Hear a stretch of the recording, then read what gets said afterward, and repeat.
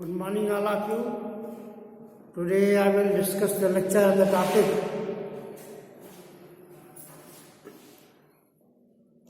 vested interest and contingent interest. आज हम आपको संपत्ति अंतरण अधिनियम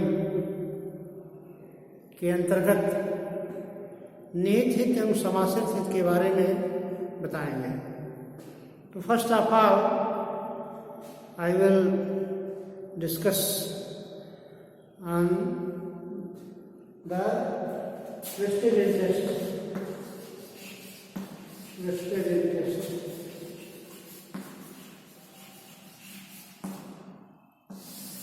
निहित हित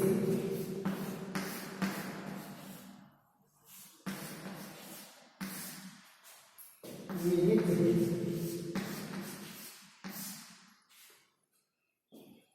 which is described under section 19 of the Transfer of Property Act. Vested interest निहित हित,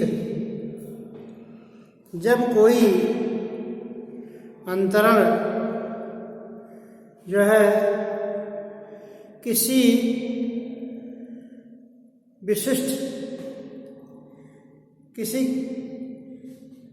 जिसमें हित का निहित होना और संभावी हो, कोई ऐसा अंतरण जिसमें हित का निहित होना और संभावी हो और उसमें हित का अंतरण और संभावी होता है, ऐसे अंतरण को निहित हित कहा जाता है। अर्थात यदि किसी संपत्ति का अंतरण किसी विनिर्दिष्ट तिथि पर जिसका प्रभावी होना हो या विनिर्दिष्ट तिथि पर यदि प्रभावी नहीं होता है तो वह ऐसा अंतरण असंभावी हो, अर्थात उस व्यक्ति में ऐसा अंतरण होना ही सुनिश्चित हो, इसे उस अंतरण को जो है निहित हित कहा जाता है।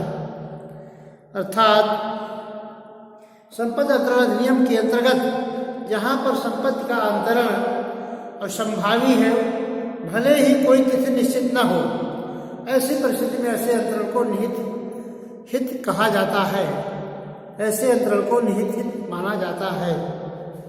तो सेक्शन 19 के अंतर्गत जो है निहित हित की परिभाषा दी गई है। निहित हित के अंतर्गत संपत्ति का अंतरण जो है असंभावी होता है। जैसे ए ने अपनी संपत्ति बी को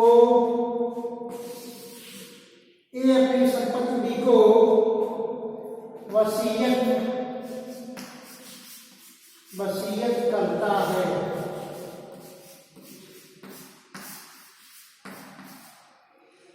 ये अपनी संपत्ति पर बी को वसीयत करता है कि ये की मृत्यु पर संपत्ति बी को अंतरित हो जाएगी। तो जैसे ही ये की मृत्यु हो जाए वह संपत्ति बी को अंतरित मान ली जाएगी। जैसे ए ने अपनी संपत्ति बी को जब वह 18 वर्ष की आयु प्राप्त कर ले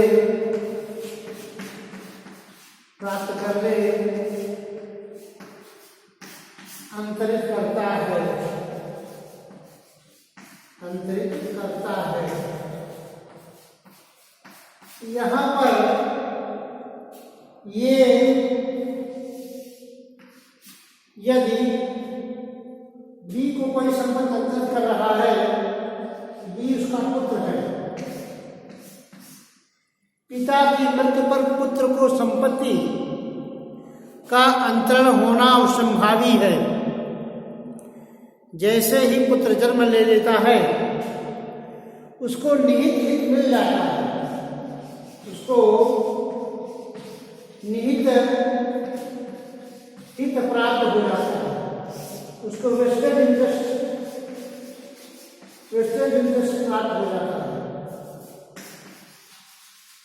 उसको निहित हित प्राप्त हो जाता है, क्योंकि यह असंभावी हित है जिसमें पुत्र जब ही जन्म लेता है उसे निहित हित की प्राप्ति उसमें हो जाती है, वह निहित हित प्राप्त कर लेता है। जैसे अजन्मे व्यक्ति के पक्ष में किसी संपत्ति का अंतरण किया जाता है, अजन्मे व्यक्ति के पक्ष में यदि किसी संपत्ति का अंतरण किया जाता है, अजात व्यक्ति के पक्ष में मान लीजिए संपत्ति का अंतरण धारा 13 के अंतर्गत किया गया है। Under section 13 of the transfer of property act, unborn child को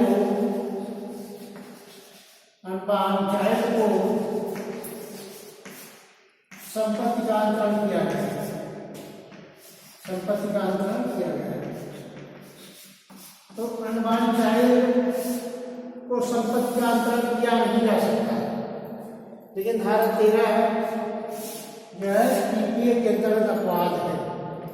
तो अनबॉर्न चाइल्ड को अंतरण किया गया है मान लीजिए, तो अनबॉर्न चाइल्ड को अंतरण करने के पहले, अनबॉर्न चाइल्ड को अंतरण करने से पहले जब तक कि यह 18 उसकी आयु प्राप्त नहीं कर लेता है तब तक संपत्ति में एक आजीवन हित निहित होता है। संपत्ति में आजीवन हित सृष्टि किया जाता है, लाइफ इंटरेस्ट सृष्टि किया जाता है, लाइफ इंटरेस्ट सृष्टि किया जाता है। और इसके पश्चात आजीवन हितकर्ता की मृत्यु के बाद जब जो अनबॉर्न चाइल्ड है इसके बाद जो जन्म लेता है, जब 18 वर्ष की आयु प्राप्त कर लेता है तो 18 वर्ष की आयु प्राप्त करने के पश्चात वह संपत्ति उस वयस्क बच्चे को प्राप्त हो जाती है। लेकिन बच्चा जैसे ही जन्म लेता है उसमें उसको निहित हित प्राप्त हो जाता है, निहित हित जैसे ही जन्म लेता है उसको प्राप्त हो जाता है। भले ही संपत्ति को धारण या उपभोग करने या बयान करने के अधिकार की योग्य से नहीं माना जाता, क्योंकि उन्होंने व्यवस्था की आयु प्राप्त नहीं की है, तो संपत्ति को तब तक रोके रखा जाता है, जिसके लिए अजात व्यक्ति के पक्ष में भी अंतरण करने के लिए निर्देश जो दिया गया है कि संपत्ति कहीं दूसरे व्यक्ति में न चली जाए, इसलिए आजीवन हितकर्ता की सृष्टि की जाती है। तो उसी प्रकार से धारा 19 के अंतर्गत निहित हित के अंतर्गत संपत्ति का अंतरण पिता की मृत्यु के पश्चात संपत्ति का अंतरण पुत्र को हो जाता है। संपत्ति का अंतरण उसका उत्तराधिकारी जो है उसके पुत्र को निहित हित मिल जाता है। भले ही 18 वर्ष की आयु प्राप्त करने के पहले संपत्ति को व्यय नहीं कर सकता, संपत्ति का उपभोग, संपत्ति को नष्ट नहीं कर सकता, संपत्ति का विक्रय नहीं कर सकता, लेकिन जब ही बच्चा जन्म लेता है उसे आगे निहित हित की प्राप्ति हो जाती है। तो स्टेट इंटरेस्ट ऐसा इंटरेस्ट है जिसमें संपत्ति का अंतरण जो है किसी भावी तिथि पर या जहां कोई तिथि नियत नहीं है, किसी भावी तिथि पर या जहां पर संपत्ति का अंतरण होना असंभावी है, संपत्ति का अंतरण जो है उसके उत्तराधिकारी को होना ही है, जिसमें उसको निहित हित जैसे ही जन्म लेता है निहित हित प्राप्त हो जाता है। तो एक पिता है, बी पुत्र हो, एक का उत्तराधिकारी बी है, इसका जो है बी उत्तराधिकारी सक्सेसर है, उत्तराधिकारी की मृत्यु के पश्चात संपत्ति का अंतरण, पिता की मृत्यु के पश्चात संपत्ति का अंतरण भी को होना ही है। तो जहाँ पर किसी जो है निश्चित भावित तिथि पर या जहाँ तिथि निश्चित नहीं है संपत्ति का अंतरण होना संभावित होता है, ऐसे हित को निहित हित प्राप्त कहा जाता है। तो संपत्ति में किसी व्यक्ति को निहित हित में प्राप्त हो जाता है। दूसरा है contingent interest. Contingent interest, contingent interest, contingent interest को समाश्रित हित कहा जाता है। समाश्रित हित, समाश्रित हित,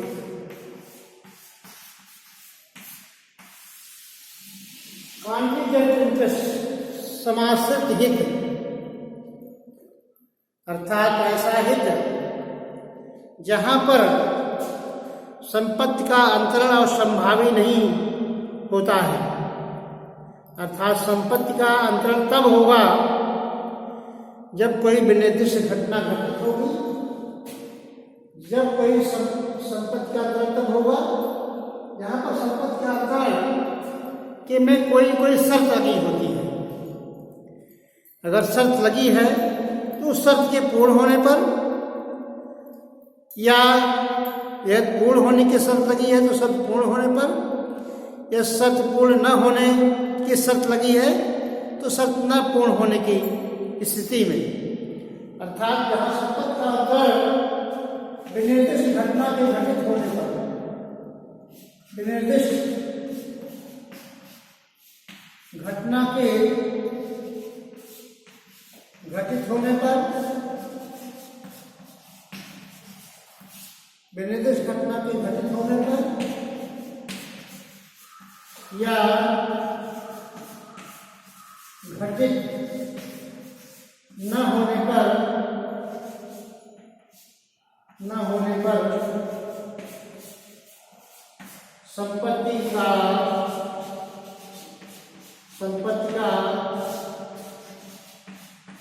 अंतरण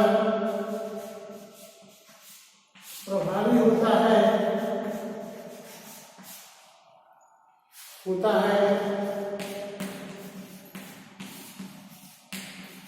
ऐसे अंतरण को समाश्रित हित कहा जाता है। हित कहा जाता है।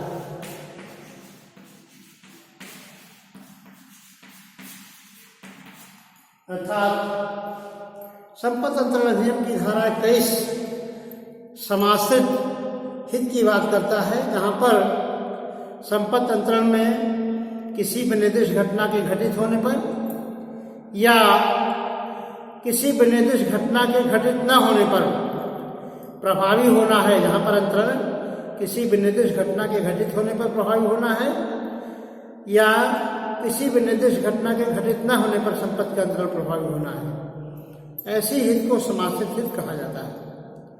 तो जहां पर संपत्ति का अंतरण किसी घटना के घटित होने पर प्रभावी होना है, तो ऐसा अंतरण तब प्रभावी होगा जब वह घटना घटित हो जाए, या जहां पर संपत्ति का अंतरण विनिर्दिष्ट घटना के घटित न होने पर प्रभावी होना है, तो वहां पर ऐसा अंतरण तब प्रभावी होगा जब विनिर्दिष्ट घटना घटित नहीं होगी। तो ऐसी स्थिति में ऐसे हित को समाश्रित हित कहा जाता है। उदाहरण के लिए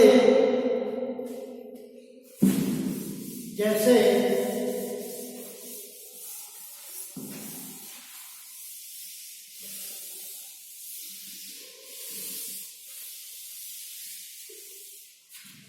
ये कहता है यदि बी के मरने के पश्चात बी के मरने के पश्चात सी जीवित रहा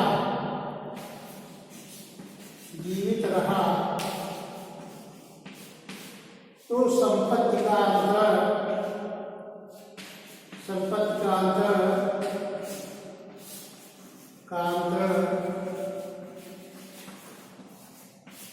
उसे कर दिया जाएगा। तो ये शर्त लगाता है यदि बी के मरने के पश्चात सी जीवित रहा। यहां पर संपत्ति का अंतरण तब होगा जहां पर शर्त लगाई गई है। ये शर्त लगाता है यदि जो है बी के मरने के पश्चात सी जीवित रहा तो संपत्ति का अंतरण सी को हो जाएगा, संपत्ति का अंतरण सी के पक्ष में प्रभावी मान लिया जाएगा। तो ऐसी परिस्थिति में शर्त यह लगी है कि सी जो है बी के मरने के पश्चात जीवित रहे। यहां पर क्या शर्त लगी है, कंडीशन लगी है, ये क्या शर्त लगाता है कि सी जीवित रहे, किसके, बी के मरने के पश्चात सी जीवित रहे तब संपत्ति उसको संक्रांत होगी। तो ऐसी परिस्थिति में यहां पर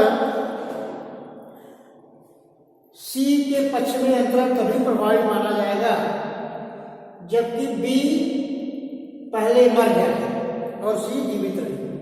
तो यहां पर घटना के घटित होने पर यदि घटना घट जाती है तब संपत्ति का अंतरण प्रभावी मान लिया जाएगा। और घटना के घटित न होने पर तो ऐसी परिस्थिति में घटना के घटित न होने पर जब घटना घटित नहीं होती है ये शर्त लगाता है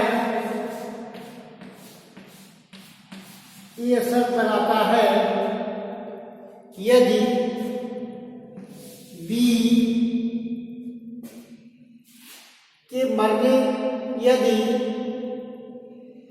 बी को संपत्ति का अंतरण तभी होगा,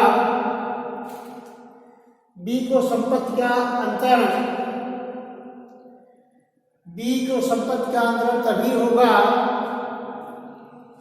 सी के पक्ष में संपत्ति का अंतरण तभी होगा जब भी मर जाए, पहले ही शर्त थी। और दूसरे में शर्त लगाता है कि यदि सी को अंतरण तभी होगा यदि बी नहीं मरता है, सी को संपत्ति का अंतरण तभी होगा जबकि सी के जीवन काल में बी जीवित रहे, तो ऐसी परिस्थिति में घटना घटित यदि नहीं होती है तब भी संपत्ति का अंतरण कराया जा सकता है। तो कॉन्टिजेंट इंटरेस्ट में समासक्त हित में कोई संपत्ति का अंतरण किसी संपत्ति का अंतरण तभी होता है, समासक्त हित में संपत्ति का अंतरण तभी होता है जब निर्दिष्ट घटना घटित हो या घटित न हो। जैसे ये असर लगाता है ये पोत जो समुद्री यात्रा पर निकला हुआ है और वह जाता है, कहता है कि बी सी कहता है कि यदि कोई पोत जो समुद्र में गया है यदि वापस लौट करके आएगा, कोई शिप जो समुद्र में गई है यदि वापस लौट के आती है तो उसे उसको बी को 10,000 रुपये देगा। तो यहाँ पर विनिर्दिष्ट घटना के घटित होने पर यदि पोत वापस लौट आता है किसी कहता है कि यदि 1 महीने के अंदर या कोई समुद्र में जो गया है वह वापस आ जाएगा तो उसे 10,000 रुपये दे देता है। मान लीजिए पोत वापस लौट करके चला जाता है। ऐसी परिस्थिति में संपत्ति का अंतरण बी के पक्ष में प्रभावित हो जाएगा। लेकिन यदि ये शर्त लगाता है कि बी जो ये पोत है समुद्र में डूब जाएगा या समुद्र में जल जाएगा, तो वह उसे 10,000 रुपये देगा। तो जब तक वो समुद्र में डूब नहीं जाता, समुद्र में जल नहीं जाता, ऐसी परिस्थिति में बी को अंतरण नहीं होगा। तो किसी विनिर्दिष्ट घटना के घटित होने पर, किसी विनिर्दिष्ट घटना के घटित न होने पर पोत का डूब जाना घटना घटित हो गई। पोत का न लौटना घटना के घटित न होने पर, अगर नहीं लौट पाएगा तब हम आपको देंगे 10,000 रुपये। तो यहाँ पर जो शर्त है समासित हित में, किसी घटना के घटित होने पर या किसी घटना के घटित न होने पर संपत्ति का अंतरण होना प्रभावित होता है। तो ऐसे हित को समासित हित कहा जाता है। संपत्ति अंतरण हित की धारा के कई समासित हित की बात होती है। समासित हित के अंतर्गत संपत्ति का अंतरण विनिर्दिष्ट घटना के घटित होने पर या विनिर्दिष्ट घटना के घटित न होने पर प्रभावित होता है। तो यहाँ पर समासित हित का निहित हित में कुछ अंतर है, उसको भी जान लेना आवश्यक है। differences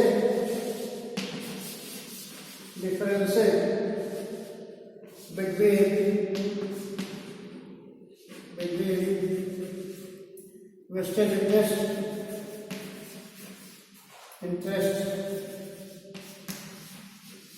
and contingent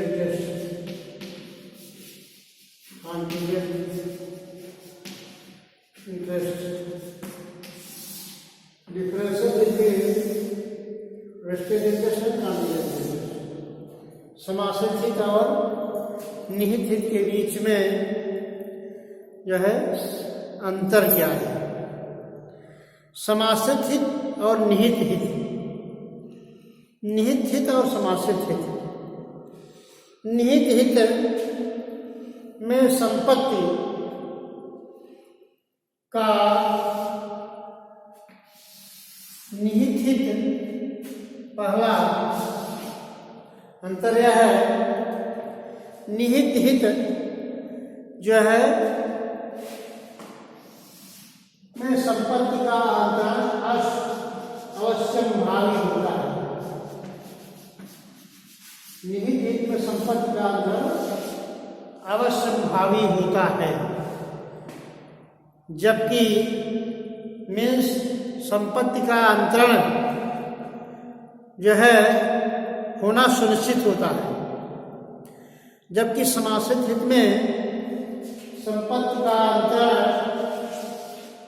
किसी घटना के घटित होने पर तथा घटना के घटित न होने पर निर्भर करता है।